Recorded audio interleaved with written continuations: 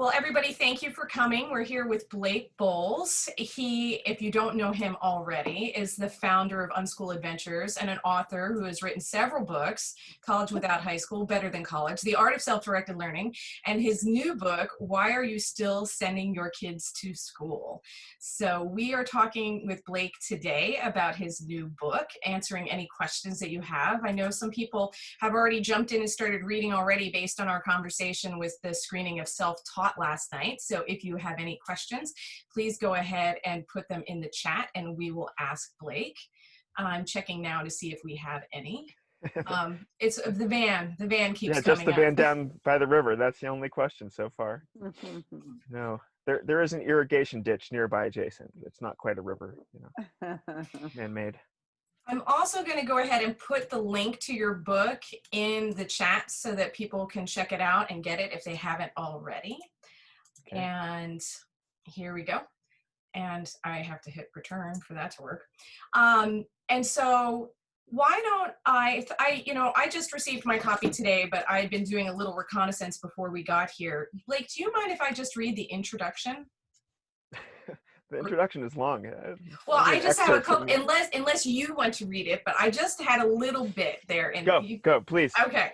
So where we'll go in this book, what do you do if school isn't a good fit for your child? Some kids don't mesh with school in big, obvious ways. They're viciously bullied or repeatedly harassed. They're threatened with suspension. They battle you over homework every night. Other kids suffer in less visible ways. They sit bored out of their minds, hour after hour, week after week. They spiral quietly into depression. They start using legal or illegal substances to make it through the day. What do you do when you see your child's spark fading?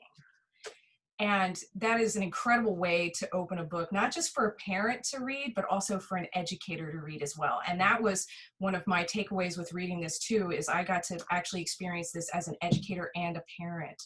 So I wanted to talk about The Quiet Kid for a second. Have you read, if anybody's familiar with Raising Your Spirited Child?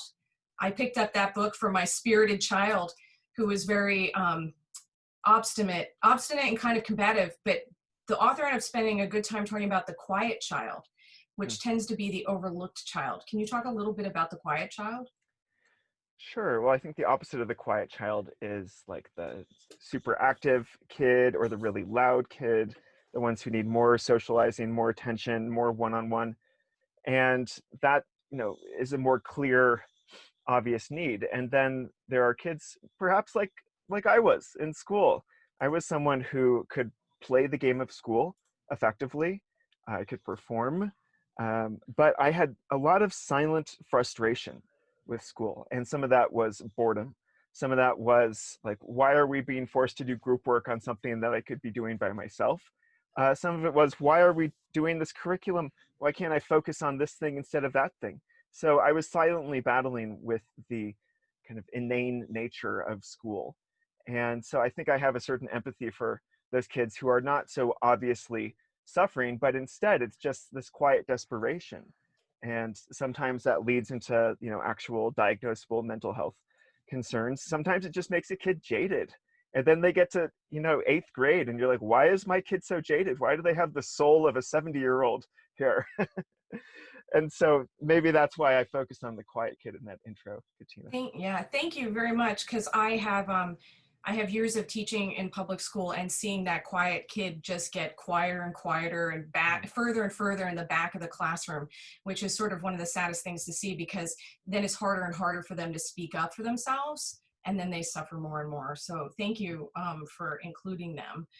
I'm actually, another one that really stuck out to me is that I jumped ahead a bit to the part about YouTube, which I was very happy to see as somebody that needed to change her laptop battery recently, and I did not want to read about it, and I went to YouTube. And a lot of times parents will see the YouTube use of their young people in their lives, and even educators, and see it as a waste of time.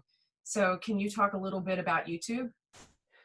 Well, I have this great quote in the book from this blogger who describes how awesome YouTube is for things like, yeah, fixing up stuff around the house. That's a clear example. But YouTube is just this magical resource. It is like a self-directed learner's paradise.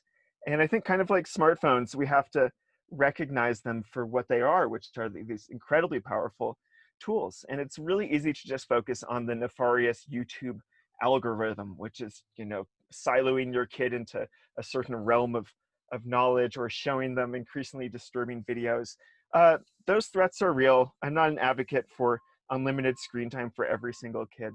But I've noticed that most of the kids who are self-directed learners who I've worked with, when they are doing their research, when they're going down their rabbit holes, they're not doing it in ways that we adults who grew up in the 70s or 80s or 90s can easily identify sometimes. They're not going to the library and checking out books as often. And YouTube is one of their primary mechanisms. And so, yeah, it's a mixed bag, but I think it's so powerful that we have to embrace it, algorithm and all. Thank you. Also, I like that young people are starting their own businesses on YouTube too, which I think is fantastic. Mm, It's a yeah. great way for people to be able to do that once they hit that legal age of 13, which I have other issues with.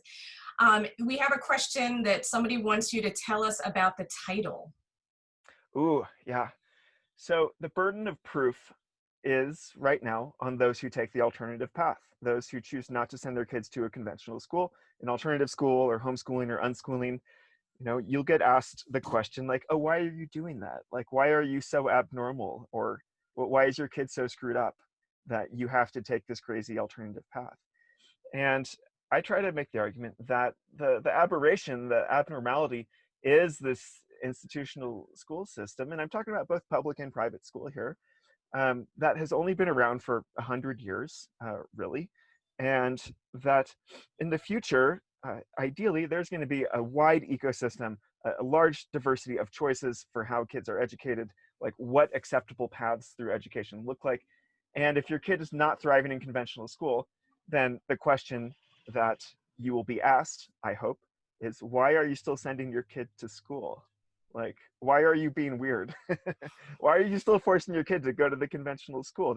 That's the aberrational path to take when there are all these different options. And I try to argue that while, yeah, you might not necessarily find a perfect option in your local area yet, like the trend is going in that direction. There's so many cool small learning centers like Embark.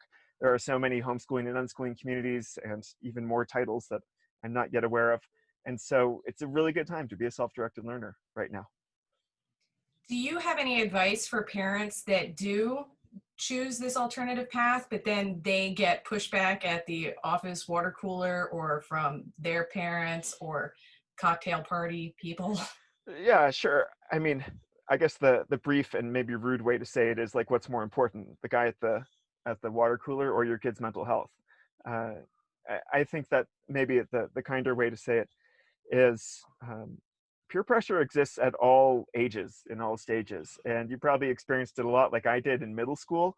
But it still happens with adults, and this ties into the chapter about parenting practices and philosophies. It's very hard to escape them because it's just a cultural movement that we're a part of.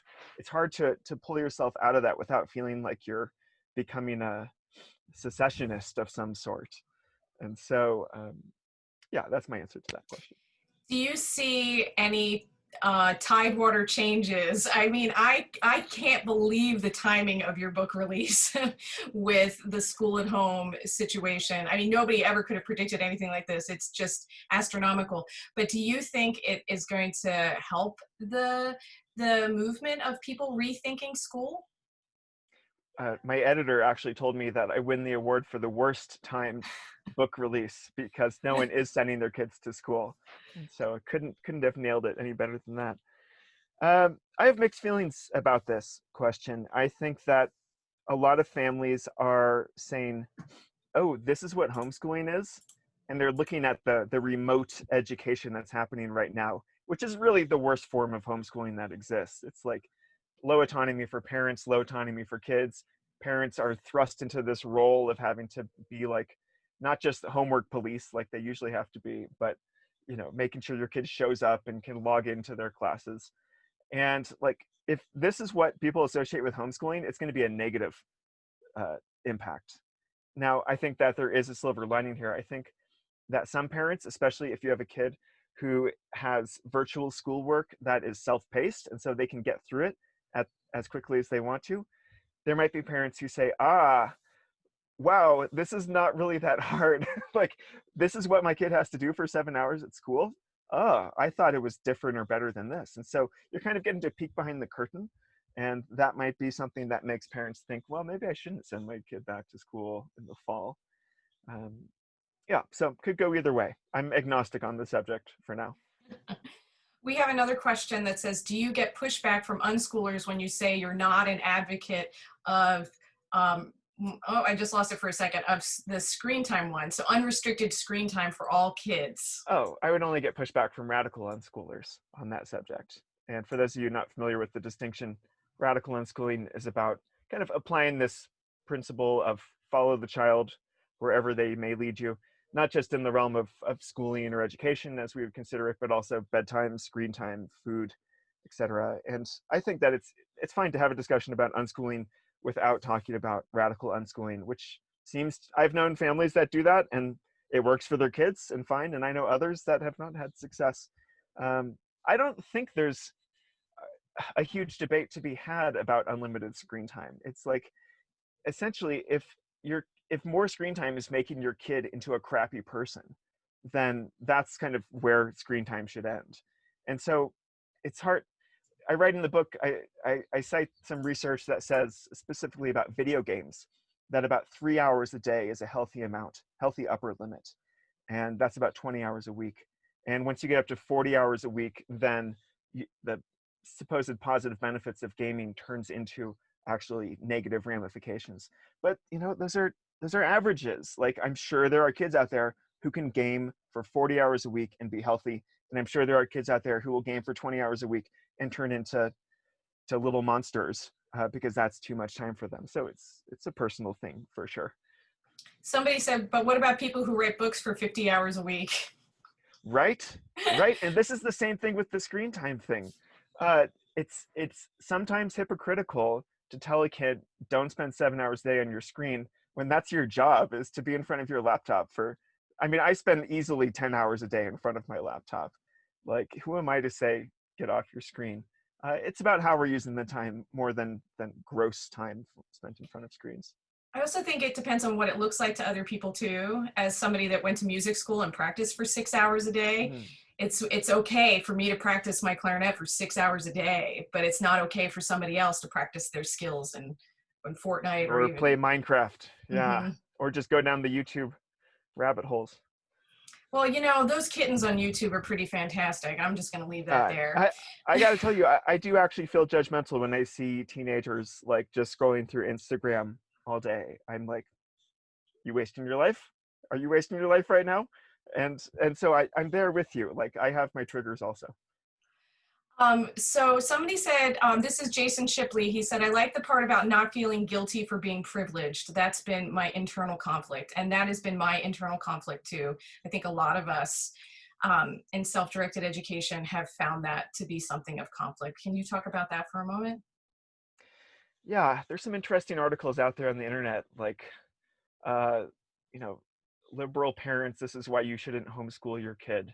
And they say, because if you take your kid out of like the public school that they would otherwise be going to, then there are these test score boosting peer effects, which you are robbing other kids of.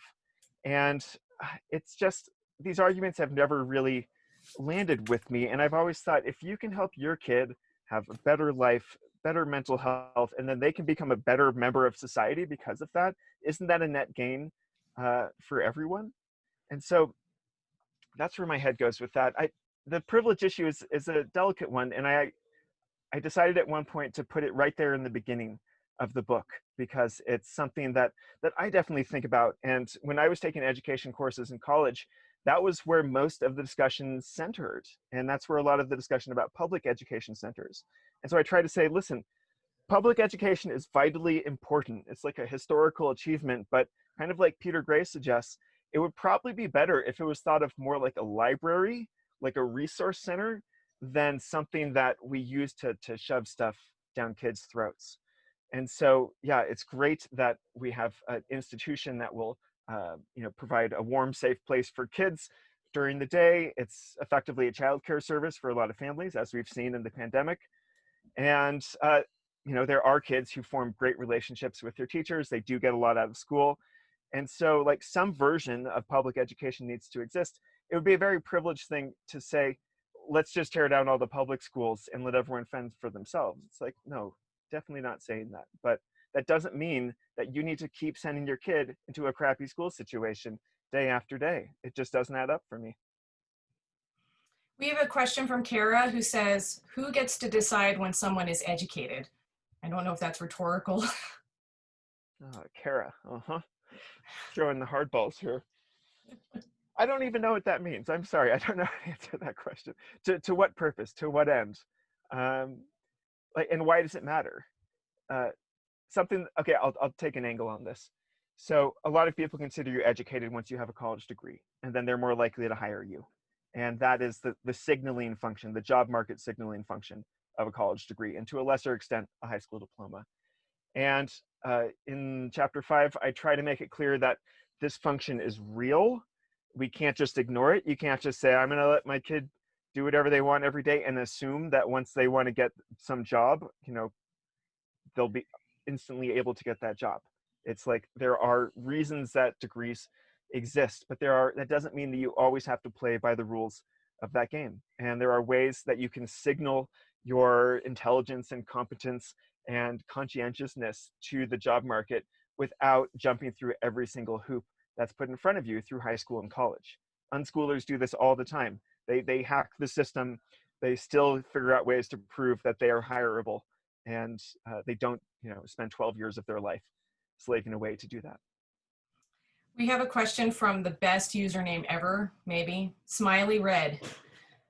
Ways or resources to go to help an adult child. Okay, let me try again. Ways or resources to go to help adult and child break into homeschooling.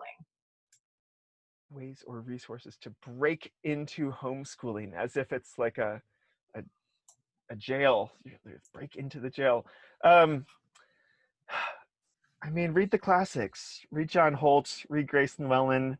I mean, that's how it. I harbored all of these stereotypes about homeschooling growing up, the very classic stereotypes. And it was a few of those good authors, a lot of them who I mentioned in the introduction to the book, who broke the homeschooling stereotype for me, and especially Grace Llewellyn in the Teenage Liberation Handbook. Even if you don't have a teenager, read the Teenage Liberation Handbook. It's a tour de force. And she made me realize everything that's possible in the world of what we call homeschooling, but really could be unschooling, world schooling, eclectic homeschooling, endless possibilities. I'm also the editor for Grace's Teenage Liberation Handbook, 3rd edition. So there's a bit of a conflict of interest there. Just putting that on the table.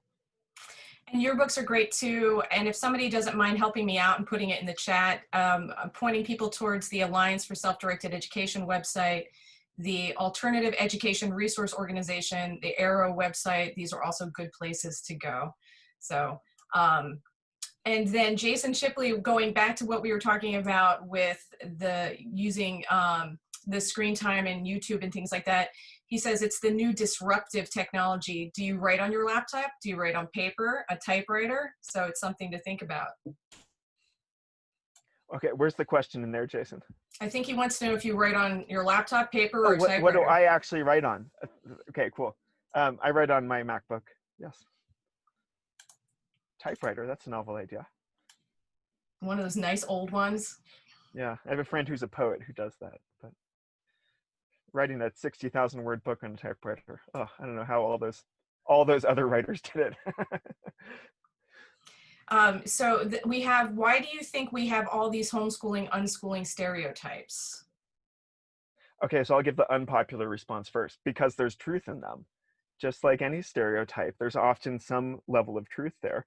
So for example, people say, I met a homeschooler, he was really unsocialized, he couldn't even talk to me.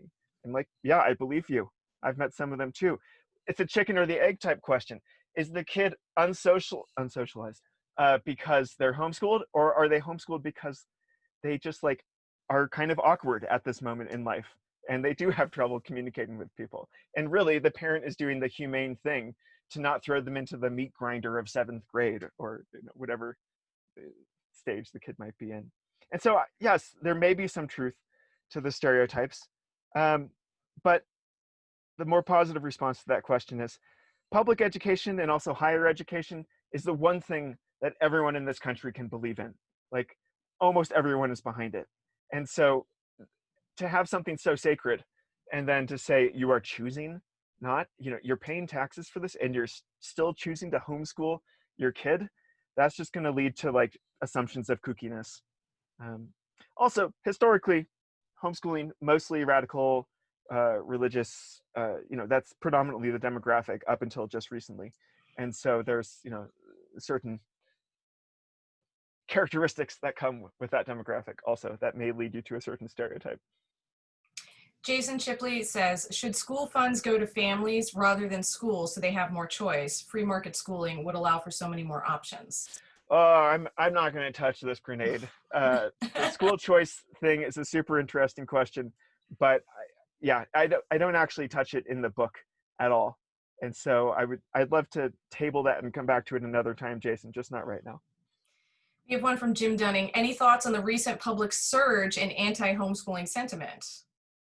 I don't actually think that exists. I think, so June, are you talking about the Harvard magazine, the professor who said we should make a presumptive ban of homeschoolers? I think so. Yeah. I think so. We got the clap. Okay, the clap. That means yes. That is just, that's been there all along. And on my podcast, I recently had kind of a member of this broad group of homeschool critics on to talk about his thoughts. He's a law professor. He was at Harvard. Now he's at Williams and Mary, and he works in the child rights field. And like, there are some valid arguments there that come out of like the potential for child abuse in a largely deregulated homeschooling environment. And these are things that like homeschooling advocates, including myself, like to just not think about and to ignore. And so there's this tension between parental rights and individual or child rights. And it's a really fascinating discussion. So I don't think there's a surge in anti-homeschooling sentiment. There's just a blip at the moment. And it's worth discussing. I don't think that means we should regulate homeschooling out of existence just so a few kids, might be safer. I don't think that's a great argument, but it's definitely one that's not worth avoiding. We have a question from, I think it's Justin Shell. Now that you're done with the book, what's next for you? Unschool Adventures or something new? Let me tell you, it's a pretty bad time to be running a travel company right now. I don't know if any of you noticed what's happening. So yeah, the next Unschool Adventures trip won't happen until early 2022. And so right now I got lots of irons in the fire. But as I say in the very beginning of the book, I am open to interesting collaborations. I just ran my first online course on OutSchool, which was it's a pretty good platform. And I ran a course for teenagers about how to send emails to strangers. And they actually sent emails to strangers over the 1-week course. And many of them got positive responses. So that's a fun little experiment. I'm running little experiments on my life like that. That's a great question. So I don't want to take too much of your time. And actually, that was No, one of my questions. Let's run over a little bit. Let's keep it going. Good. But that was one of mine too, was what are you working on and what are you going to do next? Okay, so since we have a little more time, I wanted to touch base for those of us that work with self-directed education centers, or we work with students. I see a lot of teachers on here, and there are obviously a lot of parents here too. But what really spoke to me was the end of the book when you were talking about when you first got to Not Back to School camp and you were working there and it was the morning check-in and your thoughts were like, why are we not doing business as usual and going down the list? And that, because that is how I am. I am very much, all right, let's just get the business done and then move on to the next thing. And so I was really touched by your experience that you had to sort of break through that shell, or to be there and sit in that, and then you were with people actually getting to know them personally.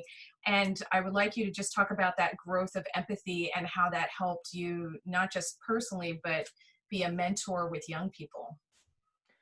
Sure. I grew up in a family where like we hugged, but it was like minimum necessary level of hugging. Uh, and so it was not exactly like, La Leche League or attachment parenting type family here. This was, a bit of more of a distance. Kind of, my family is from the East Coast originally, a bit of East Coast distance. And I also grew up going to like this summer camp, which was really formative. And the summer camp director was all about competency. And you just don't talk about feelings at this camp. Okay. And then I started working at Not Back to School camp at age 23. And the first thing that happens there, but if you've never heard of it, it's a summer camp for teenage homeschoolers and unschoolers. It's awesome. I've ended up working there for more than a dozen seasons. But they have this check-in culture, and my first response was like, what is this hippie bullshit? Like, what check-ins? You just want us to talk about our feelings for a solid half an hour for the whole group? And it was totally open-ended. So you check in about your day. How are you doing? What are you feeling? And then the rule is everyone attentively listens to you. No one is looking at their phone. No one's having a side conversation. And I thought, like you said, Katina, why aren't we doing real business stuff here? Why aren't we talking risk management or curriculum development or something? And it wasn't until I had this sort of weird, semi-traumatic freak incident when I was working at Not Back to School camp. I was the medical guy on staff, and long story short, a camper had a spontaneous frontal lobe brain bleed, which created intracranial pressure up here at the language processing part of the brain. And so she was saying all of these weird and inappropriate things, and nobody had any idea what was going on. I took her to the ER. As I was driving her to the ER, there was another staff member with me. She tried to like open the back door and leave the car. I was like, okay, this is really bad and weird. We got her to the ER. We're waiting in the waiting room for 20 minutes. I look out of the parking lot. She's walking around the parking lot. She had escaped the ER. This is very uncharacteristic of her. And they discovered this brain bleed thing. It was like a weird, kind of difficult situation. And I came back to the camp and I did my first real check-in. And I was like, thank God for these people who are just here listening to me and letting me talk about anything that's on my mind. This was just not a practice that I ever consistently had growing up with family. It was definitely never present in my school life, going to California public schools. And it wasn't really present in my work life either. And so it took me until age 23 to realize that this sort of like unconditional attention, and really it's a form of unconditional love, was like a super powerful thing. And that's what this camp, Not Back to School camp, was giving to these teens. It was this unique form of connection that they craved so much, and they were often not getting from their educational environments. So I hope I answered your question, Katina. No, it was very good. Thank you. It was great. We have another one from Andrea going back to the college question.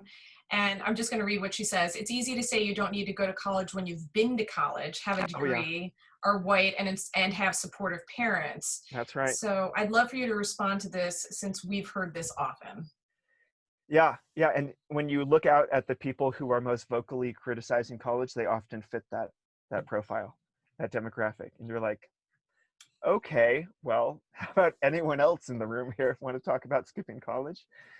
So this is why I didn't want to just rely on anecdote to make these arguments about the value of college and whether you should go or not. And in the book that I wrote in 2012, Better Than College, there was a heavy amount of like stories and anecdote, and now I think a dearth of research.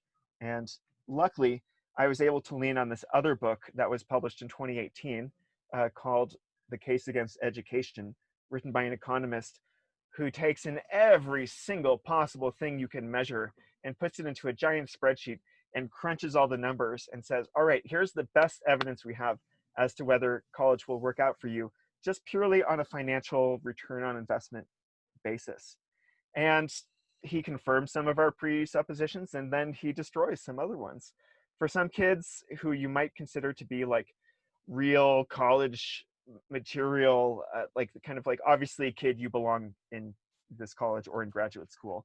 He's like, yeah, that kid's going to benefit financially from college. And for other kids, it's like, no, this might actually be a negative economic investment for you. And here's the argument that I make to parents. It's like, okay, I know that you feel the pressure to get your kid into college readiness by age 18, because that is the standard. That's the gold standard. That's like walking through the pearly gates in our culture. Um, but there is a real threat, at least here in the United States, of forcing the kid to go when they're not ready to go to college or go for the wrong reasons. And then they become one of those kids who drops out of their freshman or sophomore year. They have student loan debt. They don't have the degree. You are now 20 years old with $30,000 in debt that you can never discharge except in death. Like that is a truly tough situation. And yeah, even for kids who are coming from much less privileged backgrounds, there's a great Boston Globe piece on this that I quote in the book. Um, the author of that piece says, like, we might need to reconsider the narrative that every single person should go to college, and that especially the least privileged members of our society like have to go to college in order to excel. Because again, like if you get past it, and if like you are a good fit for the kind of learning that college demands, yes, like the monetary rewards are definitely there. But if we're just forcing all sorts of kids into this, the ones who drop out are like worse. They are farther behind than where they started. And like that happens to privileged kids, and that happens to underprivileged kids. And honestly, if you're a 20-year-old with $30,000 in debt, if you have parents who have extra money, then that's not as big of a deal. But if you're from a family that doesn't have extra resources sitting around, or you just have a single parent, it's like, that's a really hard situation. Let's avoid that. That's putting that kid in some dire straits. And so, yes, let's be really careful about criticizing college, especially when the people criticizing have advanced degrees and are like the winners of the system. But let's not also just like fall into the default, everyone has to go to college because that is where magic happens. That's magical thinking, honestly. Let's be aware of it. So from Smiley Red, we have a question. So is liberal arts the way to go if you are not sure? I'd say waiting is the way to go, and community college is the way to go, and internships and travel and part-time jobs, essentially gap year type stuff, which could be any of the things I just mentioned. That's the way to go. Try to keep it as low cost as possible. Try to learn while you're working. I think that is like the safer route. That being said, if your kid can get into a college to study anything, liberal arts included, and do it with very little cost and or zero debt, then all they're gambling with is their time, not money or debt. And so there's an argument to be made there. And one of the authors who I really love, who I cite a lot in the book, William Deresiewicz, who wrote the book Excellent Sheep, fantastic book, he makes a really strong case for doing an unspecialized liberal arts degree. And I think that his arguments hold a lot of water. You should just be careful not to do them while accruing massive amounts of debt. I'm going to make one more kind of tangential comment here, Katina. I tried to write this book with an international audience in mind, even though a lot of the arguments and data is North America centric. And by spending more time in Europe and talking with self-directed learners over there and parents, there's a weird flip that goes on in between North America and Europe. Because over there, oftentimes they're super backwards when it comes to like K through 12 alternative education options. Like homeschooling is illegal in Germany. It's like very difficult in France. It's ambiguous in Spain. And there are some alternative schools, but definitely not as many. And there's nothing like liberated learner centers in the EU yet. And so it's like there's not as many options over there. There's not community college, but most of their colleges cost you essentially nothing. You go there and you pay a few €100 a year, or you pay zero for the 4-year university experience. And so you take on much less risk by just going straight into college, kind of following the herd, so to speak. And so that's really interesting. It's like, can't we have a country where we have both of these, like all the cool K through 12 options and like lower risk for 18-year-olds going into college? Anyways, let's move on. Okay, so Jason Shipley wants to know if your book is banned in any public schools that you know of. Oh, not yet, but I look forward to the day so I can get some hot media attention because of that. How about any of your books? No, none are banned that I'm aware of. Some are being translated into foreign languages. Well, So you then know they'll you're get banned in that country. yeah, well, then they'll get banned. I was gonna say, you know, you've truly made it when you start getting banned. Yeah. Yeah. And then Jason says he's gonna order some for his class. All right. Thank you, Jason. Appreciate it. Why don't we do one more question and then wrap it up? And Katina, if there's any like spicy questions, if there's any like, ooh, I don't think I should ask that because Blake might cry a little bit on video. Uh, I I'm open to that. All right. Anybody have any spicy questions for Blake? I'm gonna look at my. I wrote down my over here. Yeah. I don't think I have anything that's gonna make you cry though. Anyone else out there? Please throw it in the chat window. Yeah, I have nothing that'll make you cry. When you went to the Instagram, you were talking about the scrolling in there. That was part of, you had that in your book though, with people finding their like being a part of their culture by doing that. All right, we've got one. I'll let you answer that, and then we've got one. I actually didn't understand your question, Katina. Oh no, I was just making small talk to fill in the silence, which I'm very Okay. uncomfortable with as people that know me. I was just saying that in your book you have a section about when young people use Snapchat and Instagram and YouTube, they're immersed in their culture. And that is one thing that I would, when we talk about myths and stereotypes about not going to traditional school or being homeschooled, I would hear people saying, well, your kids aren't going to know anything about what's going on in the world. They're not going to be part of Yeah, culture. it's like that argument was valid in the 80s. Okay. Like that's when parents who wanted to shelter their kids could really shelter their kids. I was having a conversation with a friend about this today. Who was saying like, so are you afraid about like families who really do want to shelter their kids and not expose them to potentially scary ideas? And I said, I worry about it a lot less because there are more kids with more cell phones and mobile data today. And all you need is one kid with a phone goes onto YouTube and like watches some video about, I don't know, creationism versus evolution or something, and you're going to blow some kid's mind right there already. It's like very hard to contain that. And so the people who really want to shelter today, they have to work a lot harder to do it. That's what kind of lets me rest easily. It's amazing how hard they will work to work around those things. The COPA law that I talked about earlier, which is people under 13 aren't allowed to use the internet because it has to do with advertising data, right? But big companies like YouTube wouldn't allow anybody under 13 to have a YouTube channel or go even watch YouTube if you look at the original law, because YouTube didn't feel like dealing with the cost and the trouble of writing up all the policies, right? And so there were these rules that people under 13 couldn't get on YouTube, and everybody found ways to work around that. That's not going to stop anyone. Losing battle right there. Yeah. So we have a question, another one from Kara that says, do people feel judged by you because you don't have children or threatened? That is a good spicy question right there. I've never heard that before. Thanks, Kara. Do people feel judged or threatened? No, they might be like, who's this Blake dude writing a book about parenting who doesn't even have parents? And so I try to tackle that right, in a big old footnote at the start of the parenting chapter. And this is what I say. I'm like, yes, I don't have kids yet.